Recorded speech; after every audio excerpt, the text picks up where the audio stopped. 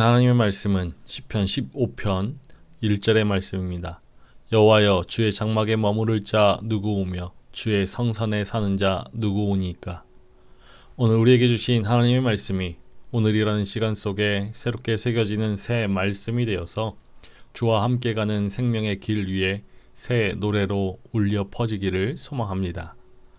오늘 시편 15편은 예배 자리에 나오는 우리 모두에게 던지는 본질적인 질문입니다. 누가 거룩하신 하나님과 사귐을 누릴 수 있는가? 오늘 시편의 시인인 다윗은 그 답을 종교적인 의뢰가 아닌 우리가 발을 딛고 사는 일상의 현장에서 찾고 있습니다. 시편 15편의 표제어는 다윗의 시라고만 되어 있습니다. 이 시가 어떤 배경 가운데 지어졌는지 또 어떻게 연주해야 하는지에 대한 아무런 언급이 없죠. 오늘 시편 15편은 그 내용과 형식이 갖는 특징으로 인해서 교훈적인 의도를 지닌 성소 입장 의식시로 분류됩니다. 이 시편은 본래 성전 구역 입구에서 대화하듯이 부르던 노래로 보이는 것이죠. 여호와여, 주의 장막에 머무를 자 누구오며 주의 성산에 사는 자 누구오니까. 일반적으로 예배자는 성소 앞에서 제사장이나 성전 문지기에게 성소 입장의 자격에 대해서 질문합니다. 율법에서는 부정한 자는 성소에 들어가지 못하도록 엄격하게 규정하고 있기 때문이죠. 그런데 다윗은 제사장이나 성전 문지기를 부르지 않고 바로 여호와 하나님을 부릅니다. 이를 통해서 성소 입장의 결정권은 오직 하나님께 있음을 보여주고 있는 것입니다. 제사장이나 성전 문지기는 하나님의 뜻을 대신 전하는 심부름꾼에 지나지 않습니다. 성소는 준비 없이 아무나 입장할 수 있는 장소가 아니죠. 죄인과 불경건한 자들에게는 하나님의 성전이 화를 당하는 장소가 될 수도 있기 때문입니다.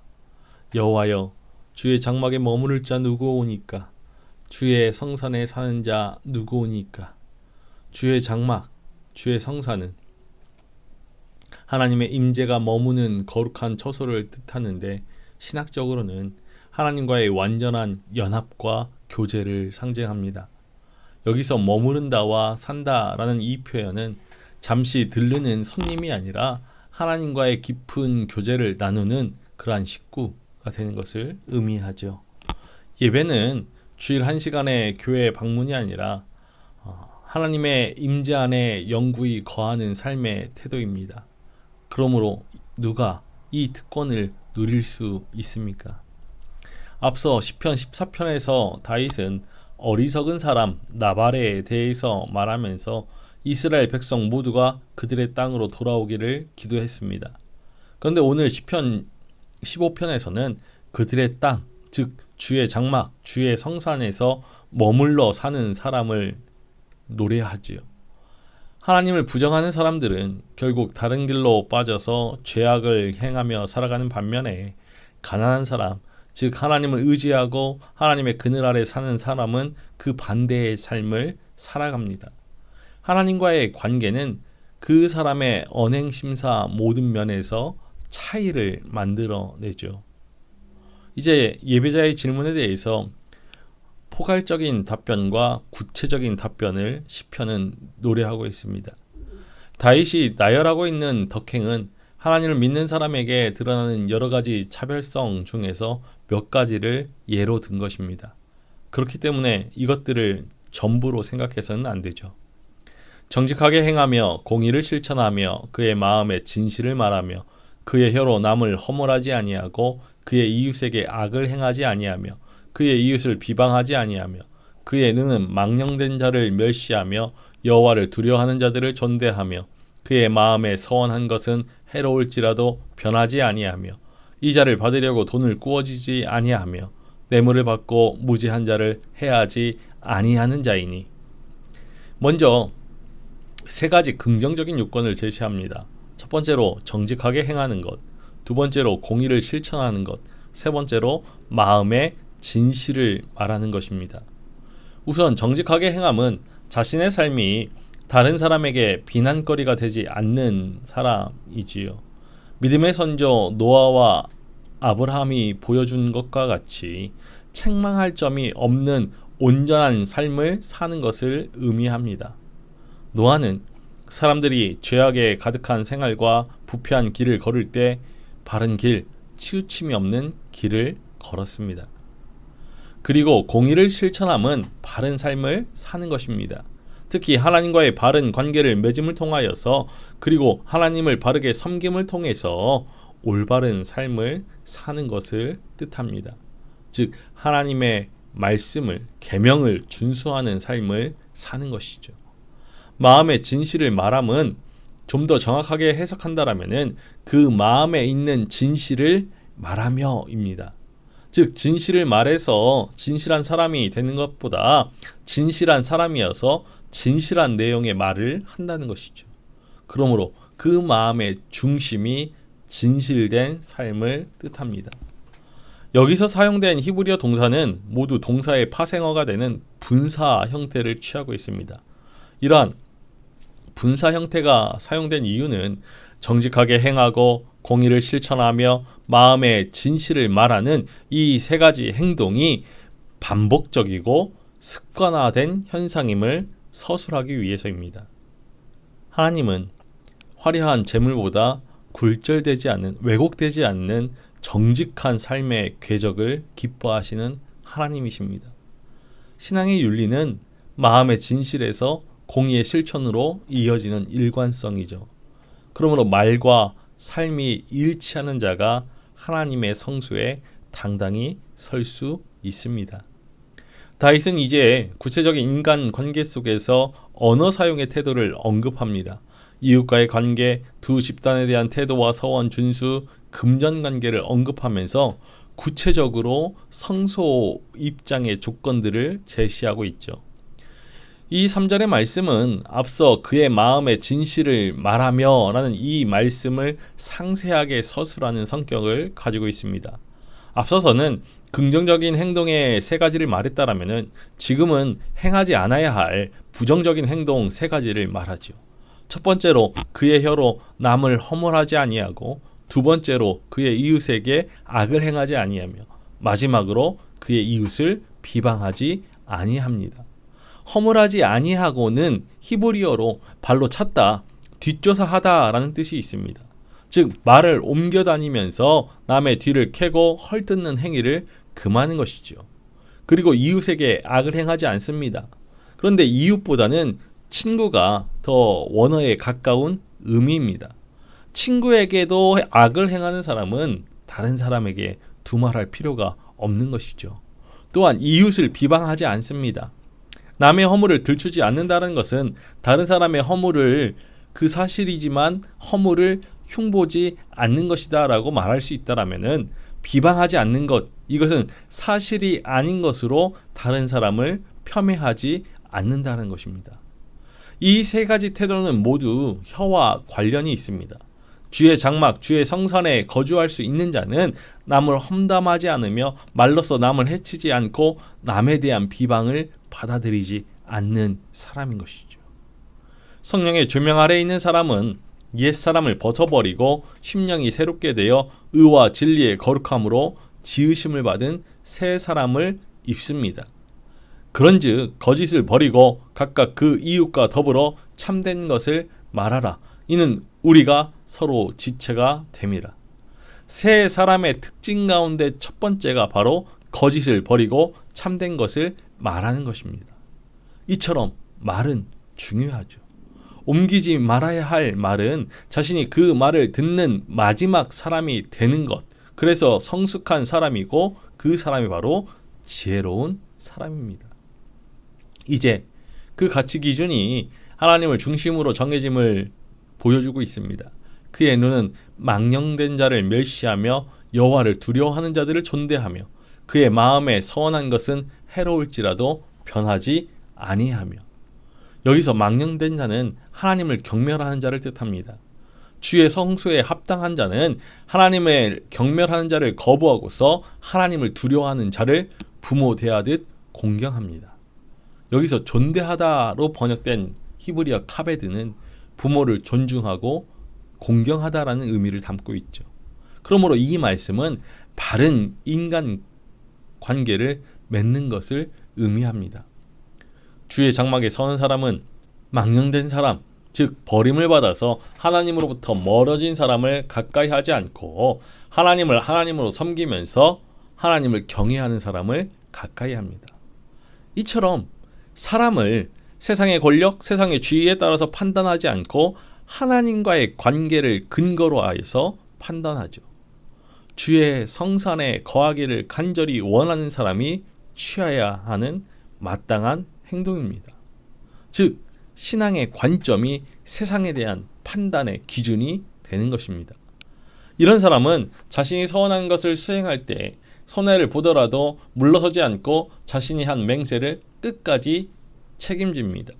그만큼 서원을 중요하게 여긴다라는 의미죠. 손해가 되더라도 약속을 지키는 신이야말로 하나님의 성품을 닮은 자의 가장 큰 특징입니다. 마지막 요건은 돈을 다루는 태도로 고리대금과 뇌물이라는 금전의 문제를 다루고 있습니다. 이자를 받으려고 돈을 구워주지 아니하며 뇌물을 받고 무죄한 자를 해하지 아니하는 자이니, 이스라엘 백성 간의 그러한 금전 거래는 어려움을 겪는 이웃을 돕는 경우에만 허용되었습니다. 또한 가난한 자를 옥죄는 고리대금은 애초부터 허용되지 않았죠. 당시 중동 지방에서는 고리대금이 성행하였습니다. 고대 바벨론에서는 33.3%의 그런 이자를 요구했고 아수르에서는 50%의 육박한 이자율을 적용했다라고 합니다. 그런데 이자라는 히브리어 네셰크는 물어 뜯다라는 동사에서 왔습니다. 이것은 상대방을 물어 뜯어서 강탈한 것이라는 의미를 담고 있는 것이죠. 그러므로 단순히 금융 거래를 금지하는 것이 아니라 이웃의 공궁함을 이용해서 자신의 배를 불리는 탐욕을 경계하는 것입니다. 하나님과 가까운 자는 물질보다 사람을 귀하게 여깁니다. 따라서 하나님의 성소에 입장할 수 있는 조건을 갖추기 위해서는 뇌물도 거부해야 하는 것이죠. 주의 장막에서 주님과 거하기 원하는 사람은 주님을 최상의 가치로 두는 것이지 물질을 최상의 가치로 두지 않습니다. 거룩은 기도의 무릎뿐만 아니라 부와 물질, 재물을 대하는 태도에서도 증명되어져야 합니다. 물질의 유혹 앞에서 정직을 지키는 것이 진정한 영성이죠. 이런 일을 행하는 자는 영원히 흔들리지 아니하리이다. 시편 15편은 짧지만 강력한 약속으로 끝을 맺습니다. 이런 일은 앞선 모든 요구와 금지사항을 말합니다. 하나님을 의지하고 살아가는 사람들은 스스로를 지켜서 진실하고 거룩하게 살아갈 뿐만 아니라 이웃과의 관계에서도 덕을 끼치기 위해 노력합니다. 자신에게 해가 되더라도 옳은 길을 고집합니다. 개인의 삶에서, 가정에서, 친구 관계에서, 그리고 삶의 자리에서, 일터에서 누구를 만나고 무엇을 하든지 옳고 바르고 선하고 아름다운 것을 구하죠. 사업적인 거래나 금전의 관계에서도 부정한 이득을 탐하지 않습니다. 이렇게 사는 사람들은 현실의 삶에서 자주 손해를 봅니다. 그들은 다른 사람들이 알아주지 않아도 바르게 살려고 힘쓰죠. 좋은 게 좋은 거라고 생각하면 편할 텐데 늘 자신을 살피면서 지켜야 할 선을 넘지 않습니다. 세상의 시선으로 본다라면은 가망이 없어 보이는 사람입니다. 하지만 다윗은 이런 일을 행하는 자는 영원히 흔들리지 아니하리이다 라고 선언합니다. 그가 선 자리가 주의 장막이고 주의 성산이기 때문이죠. 의롭게 사는 자는 어떤 상황을 겪어도 요동치 아니하고 영원한 반석이신 주의 장막과 주의 성산에서 안전하게 보호를 받을 것입니다. 시편 1편이 시냇가에 심은 나무처럼 복 있는 사람을 묘사했다라면 시편 15편은 그런 삶의 구체적인 지표를 보여주고 있습니다. 하나님의 장막에 머무는 자는 세상의 풍파 속에서도 결코 요동치 않습니다. 그 삶의 뿌리가 하나님의 거룩하심에 잇대어져 있기 때문이죠. 앞서 말씀드렸듯이 시편 14편과 15편에서 대조적인 인간상이 나옵니다. 14편에는 하나님을 무시하고 자신의 욕망대로 살아가는 삶의 방식이 나오고, 시편 15편에는 하나님을 의지하고 하나님의 뜻을 찾아 살아가는 삶의 방식이 나오고 있습니다. 14편에 서 있는 사람들을 15편에 서 있는 사람들을 어리석다라고 하고, 15편에 서 있는 사람들은 14편에 서 있는 사람들을 어리석다라고 합니다. 14편에 서 있는 사람은 15편에 서 있는 사람들의 삶이 위태롭다라고 생각하죠. 하지만 정말 어리석고 위태로운 사람들은 그들입니다. 영원한 안전지대는 전능자의 그늘 아래 사는 것입니다. 전능자의 그늘 아래 산다는 그 말은 창조주 하나님의 사랑과 돌봄 아래 산다라는 의미이죠. 동시에 이것은 하나님의 뜻을 따라서 의롭고 거룩하고 선하게 살아가는 것을 말합니다. 하나님을 경외하는 마음은 그 사람의 마음의 생각과 입술의 말과 손과 발의 행동을 통해서 드러나야 하고 또한 드러나게 되어 있습니다. 그런 변화는 이웃과의 관계를 변화시키고 나아가 세상을 변화시키는 것이죠. 14편에서 살펴본 것처럼 하나님을 부정하면 그 사람의 존재가 타락하게 되고, 그로 인해 그가 맺은 관계들이 왜곡되고 그 세상은 지옥으로 변합니다.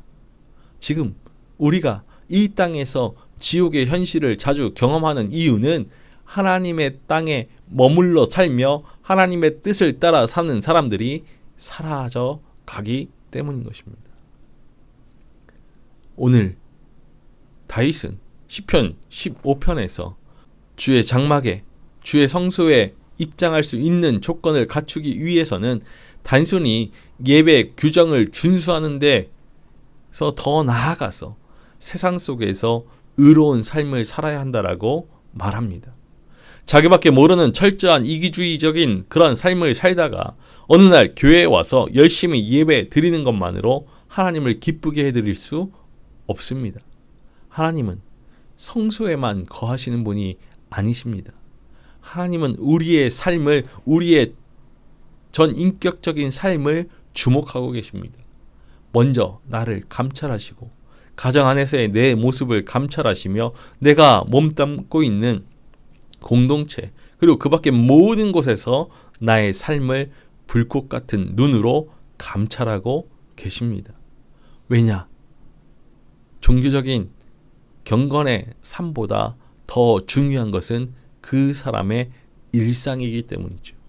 그러므로 참 예배자는 일상에서 하나님을 늘 주목하고 자기의 이웃을 사랑하는 사람입니다.